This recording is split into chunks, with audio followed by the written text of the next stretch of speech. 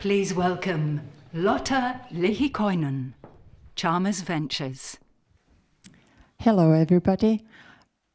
Imagine for a moment that you didn't need to worry about bad batteries again. So my name is Lotta Lehikoinen and I work at Chalmers Ventures as a business developer. And we are a unique strategic fusion combining venture development and venture creation with investments all under the same roof. And we are focusing on impact and deep tech. So today I'm happy to introduce you to the groundbreaking innovation and company called Compular. Compular's patent-pending technology stems from research from Chalmers University of Technology. And what they do is that they shorten the product development cycles for material scientists, thus enabling and speeding the process of green energy transition and giving you those better batteries. Compular aims to become the AutoCAD for material scientists. And we strongly believe that they have the skills, the knowledge, and the vision to achieve this objective. So I am very happy and proud to nominate and introduce on stage Johannes, the CEO of Compular, to tell you more about this breakthrough solution. Thank you. Breaking the wall to digital material development. Johannes Henriksson, Compular.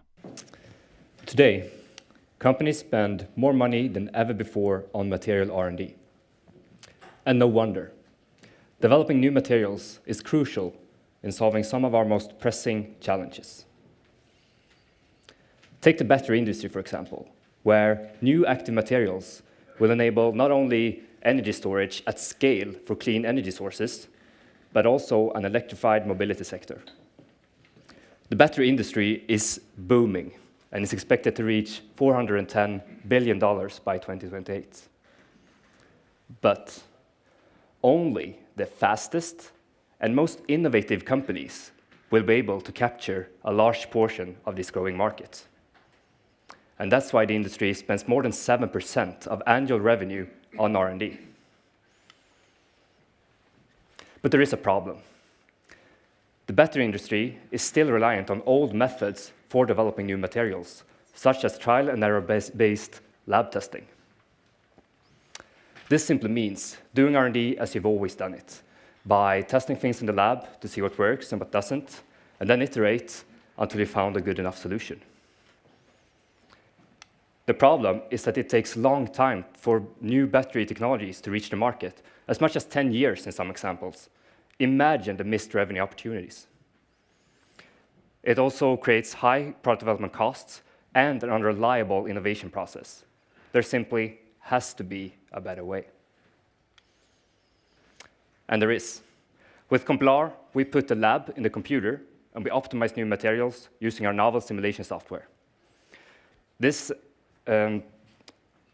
offers a completely new way of doing R&D, which is both more resource efficient, directed, and as you can see on the screen here, extremely fast. We base our technology on advanced physics-based simulations, our own proprietary analysis software, and machine learning. The linchpin of our technology is our analysis algorithm, which is capable of automatically identifying bonds and chemical structures in simulation trajectories to then predict the arising material properties. Our technology is patent pending. It stems from years of research at Chalmers University. And in fact, it's hard to even compare with the old methods, given that you can explore much more of the chemical space in much less time. We shine compared to competitors when it comes to our deep understanding of the battery industry, our state-of-the-art analysis, and our user interface, which is tailored towards the mass market. We're proud to work with some of the most innovative companies in the field. Take Northvolt, for example. Their material expert, Dr. Ambrosetti, claims that Compular software closed the gap between simulations and experimental findings in a new, revolutionary way. We have a competent and balanced team consisting of business developers, researchers, scientists, and engineers. Many in the team has a doctorate degree, and we have a renowned battery researcher in Patrik Johansson as co-founder and scientific advisor.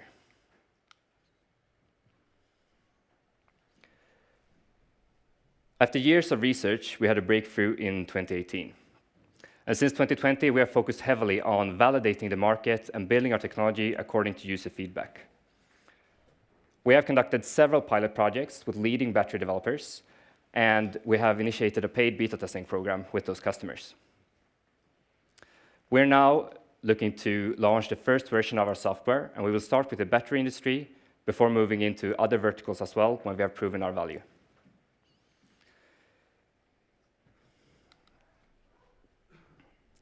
Soon, we believe that material developers won't remember the time when they didn't use simulations as part of their R&D process. And we're now looking to bring more competence into the team in many shapes and forms. So if you want to be part of this journey, please reach out, and thank you for listening.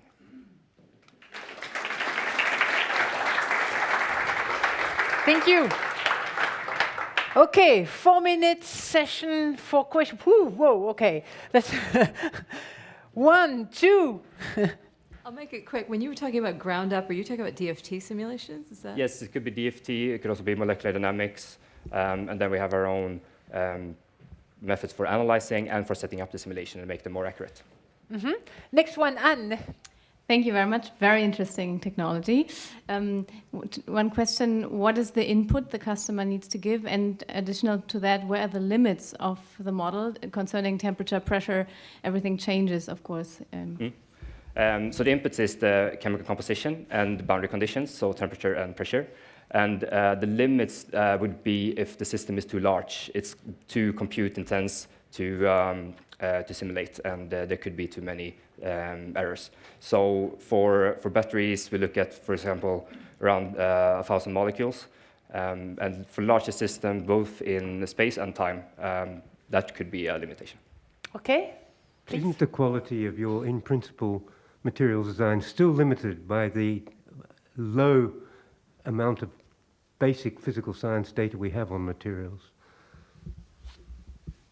Yeah, was that a question, or was it a statement? Or I disagree. Well, No. that's fine. Just give me the reason. If it's a long disagreement, no. If you want to say 1 or 2 sentences about it, please. We have the next question coming up. Are you happy with no comment, or?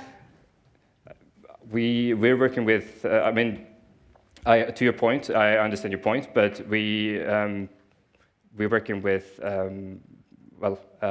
customers that are quite knowledgeable about the system that they want to test, for example, and then we can make accurate predictions based on this knowledge. I would say you can and we discuss also this. always validate it with lab experiments as well, our models. You can gladly discuss this point and disagree at the lunch break. We have too many questions coming up. Very fast, please, because we have also jury's question. Please. Does your approach also target the question of how to access the materials you're designing, or is it just design? No, that would be on the customer's side. Okay, next question by Stefan, and then we will have Martin again. What would you consider your most famous use case where it has been working? Yeah, I mean, you saw some of the logos, so some of I can't. I'm not allowed to disclose. Okay, so next question will be there. I understand it's a platform technology, so what's the next after batteries? What do you have in mind? That's an interesting question. We have a lot of different alternatives, and I think the most adjacent ones might be fuel cells or different alloys, those kinds of applications.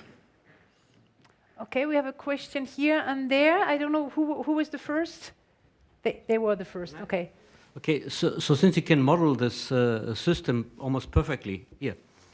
since you can model the system almost perfectly, how far is the present state of the battery that your customer wants away from perfect? Thank Are you making a 5% improvement or 50% improvement? Yes. Depends on, which parameter you're looking at. And right now there's a lot of development going on to for example, exclude certain elements or materials, and in general, just improved energy density and aging is also a very important factor. So it would depend on which parameter you're looking at. We have seen, for example, around 25% in some cases, but yeah. Okay, we have 14 seconds. If you want to ask your question without an answer.